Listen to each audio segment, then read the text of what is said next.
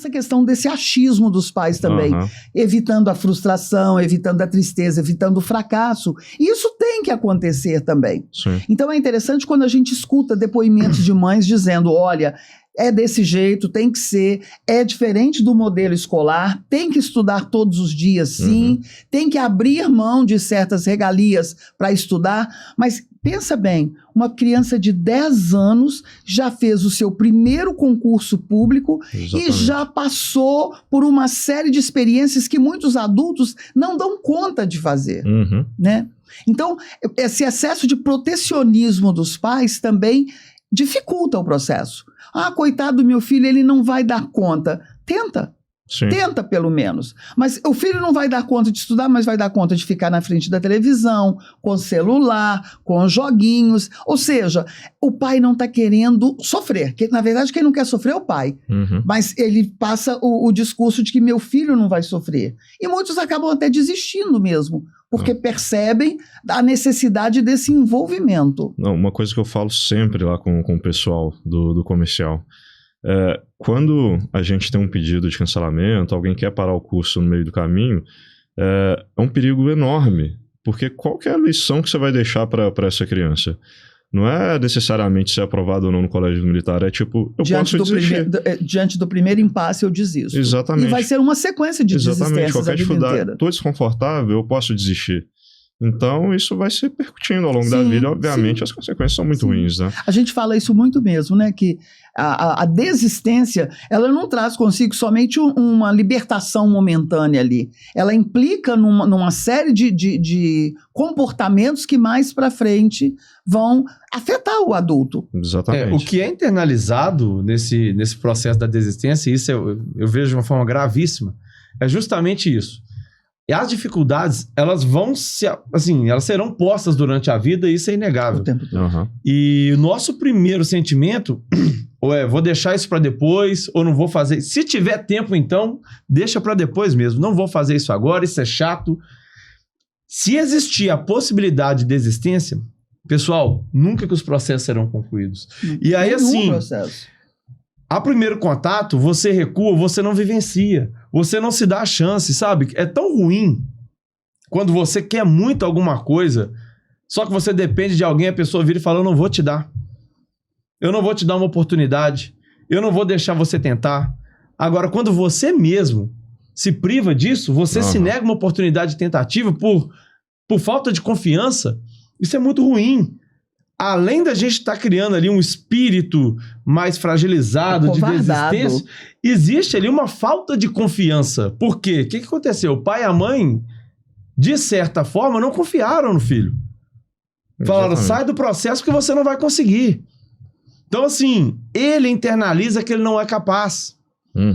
E mesmo que falhe, no final, não consiga, não tem problema. Tem que ensinar a levantar a cabeça e tentar de novo. Exato. Isso faz parte do jogo, faz parte da vida. Então, assim, é muito grave você começar desde ali dos 10 anos, dos 9 anos, com essa cultura tão permissiva e criando uma desconfiança do próprio indivíduo nele mesmo. Exatamente. Com raríssimas exceções, são questões de saúde, coisas do gênero. Desistir não pode ser uma opção nunca, para qualquer coisa na vida. Vencer ou não vencer é consequência, mas existir está na sua mão não desistir, inclusive, né? É 100% da sua responsabilidade. E eu acho que quando você ensina isso para uma criança, para um adolescente, que diante do desconforto, porque vamos parar para pensar, como eu disse, com raríssimas exceções, você fazer um curso preparatório e estudar não vai matar ninguém, gente, é só desconfortável. Então, diante do desconforto, você aprender a desistir vai trazer consequências horríveis pro resto da sua vida, sem sombra de dúvida. E esse desconforto também não é um negócio que eu aceito bem, porque assim, o que a gente vê com os meninos, óbvio, no início é desconfortável porque muda o jeito de trabalhar. É como se você estivesse mudando de empresa e chegasse numa empresa nova, processos novos, cultura nova. Beleza. Mas assim, com o tempo, às vezes, né, Jane, a gente sente que quem quer desistir são os pais. Porque acaba, o pai tem que levar, tem que buscar, aí qualquer probleminha, você não quer desistir não, eu te tiro. Ontem nós escutamos isso, né? Com esse casal. E assim, os meninos pedem pra não sair. Aí tem a tia falando na cabeça, você tá matando esse menino de tanto estudar. E é outra loucura, assim, primeiro, os meninos que pedem pra não sair. Do mesmo jeito que é engraçado quando acabam as aulas, vamos lá, acabaram as aulas, eles saem do cursinho chorando. É até um momento bem tenso, porque os meninos ficam tristes mesmo que acabaram as aulas. E aí eles voltam pro cursinho. A gente tá lá fazendo trabalho administrativo, produzindo material, enfim. E os meninos aparecem lá. E o mais engraçado são os que querem fazer pela segunda vez. Porque aí, normalmente, os meninos querem fazer pela segunda vez e adivinha quem não quer? Os pais. Os pais. Então, assim, é engraçado que eu falo com eles. Eu falo, olha, seu filho tá te pedindo pra estudar. Ele não tá te pedindo uma televisão, ele não tá te pedindo um celular, não tá te pedindo videogame. A fala que eu tô escutando aqui é, pai, mãe, me dá uma oportunidade de estudar. E os pais, com medo, não, mas vai sofrer. Eu sei, mas eu quero estudar. E os pais com receio. Então, assim, como que você nega uma oportunidade de estudo pro seu filho? Ou como que você vai, de certa forma, limitar o acesso à educação? Então, assim, é algo que a gente tem que pensar bem, até pela desconstrução da confiança que o próprio indivíduo terá nele mesmo. Interessante, eu quero colocar 2 verbos aqui. O verbo desistir e o verbo escolher. Quando eu coloco a desistência como única opção para o meu filho, eu estou impedindo que mais na frente ele tenha opções de escolha. Ele não vai poder. Por quê? Porque ele está muito limitado. Ele não acreditou nele mesmo, não acreditaram nele e, obviamente, ele também não vai acreditar. Então, ele nunca vai escolher. Ele sempre vai ser o escolhido. Isso é muito sério. Os pais têm que tomar essa atitude de persistência para ensinar para o filho que em qualquer situação você tem que ir até o final. Exatamente. A partir do momento que você começou, você tem que completar. E essa coisa do apoio, Jane, é muito interessante também, que a gente vê que às vezes a família dá uma rachada.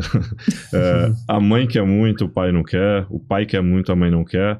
E aí tem um certo conflito, né? A gente viu que a Aline contou pra gente aqui no episódio que o ex-marido dela não queria de forma alguma e criticava e falava isso não vai dar certo, e ela perseverou, persistiu e as meninas tiveram esse êxito todo, né? Eu tenho outro caso. Essa menina formou no colégio militar no ano passado. Quando ela veio estudar comigo, os pais estavam brigando, mas assim, ele não queria, ela professora, queria que a filha fizesse, a primeira já tinha passado no colégio militar, e a mãe queria que a segunda fizesse, e o pai, como era filhinha do papai, a que parecia com ele e tudo mais, ele não queria que a menina sofresse de jeito nenhum. E a briga da família, a briga do casal foi tão intensa que eles chegaram a falar em separação. E quando a mulher chegou para mim, eu falei, eu quero conversar só com você e seu marido. Você tem que trazê-lo aqui. Gente, ao invés de falar sobre colégio militar, sobre desistir ou não desistir, eu comecei a falar sobre casamento. Já não foi, Final não da foi história. uma então não, viu? Tem mais. Tem mais Final história da aí. história. O casal tá junto até hoje. A menina passou no colégio militar, formou no colégio militar, porque, na verdade, havia uma briga interna, uma briga de forças, sabe? E tava culminando, tadinha na própria coitada da menina. Então... Essa falta de apoio dentro de casa é horrível, Não pode, né? E não vira pode. uma guerra muitas vezes. A gente vê isso muito com pais divorciados também, né? Que aí um quer chantagear o filho de um lado, o outro pro outro, e vira aquele cabo de guerra gigante. As meninas sofrem também lá no comercial quando pegam pais separados assim. Conversa com a mãe, aí depois, agora vê o contrato lá com o pai. Aí chega o pai, não, eu não quero isso de forma alguma. Mas a educação é para sua filha, sua esposa aceitou. Mas ela não sabe o que é o melhor para minha filha. Aí você vê que não tem argumento nenhum, é simplesmente por falta de Um querendo atingir o outro. Exatamente, E uma é briga interessante pessoal. que quando existe esse elo, né, essa ligação aí do casal, esse entrosamento, tudo vai contribuir para o sucesso de uma maneira muito mais rápida e mais eficaz. Quando há divisão, a possibilidade... É insegurança, né? Sim, Agora a eu criança... Eu admiro essas pessoas que peitaram marido, mulher e foram lá e conseguiram a aprovação indo no colégio militar, viu, Jane? Lá em casa eu brigava contra o futebol, né? Meu marido é um jogador frustrado, o pai não deixou que ele seguisse carreira no Palmeiras, e ele achava que os 2 filhos homens deveriam ser jogadores. Então, assim, era uma briga. Ele pintou um campo de futebol lá nos fundos, na casa, e o tempo todo ele tirava os meninos e eu puxava para estudar. Ainda bem que eu venci, gente, porque todos os 2 são pernas de pau.